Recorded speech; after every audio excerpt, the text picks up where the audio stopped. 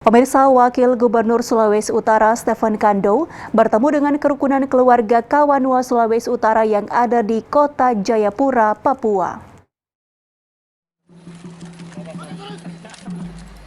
Selain memberikan dukungan dan semangat bagi kontingen Sulawesi Utara di PON ke-20 Papua, Wakil Gubernur Stephen Kando juga mengunjungi kerukunan keluarga Kawanua atau K3 Sulut yang tinggal di Jayapura, Papua. Kunjungan tersebut bertempat di Walewangko Entrop Minggu kemarin.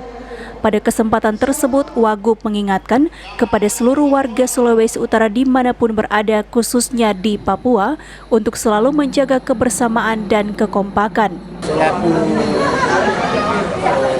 wakil kepala daerah, saya perlu mengingatkan kepada masyarakat Sulawesi Utara, di mana saja, khususnya yang ada di Papua ini, untuk selalu menjaga kebersamaan, menjaga kekompakan, membawa nilai-nilai yang baik yang menjadi milik orang Sulawesi Utara, orang Minahasa terutama ke tempat ini. Ya. Hal-hal yang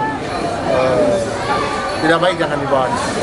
Ini mudah-mudahan jadi berguna, tidak hanya untuk buat mereka di sini, tapi bagi juga kita di Sulawesi Utara, bahkan bagi tanah air dan bangsa. Johan Kawatu selaku Ketua Kerukunan Keluarga Kawanua Kota Jayapura mengungkapkan rasa sukacita karena Wagub bisa hadir di Jayapura.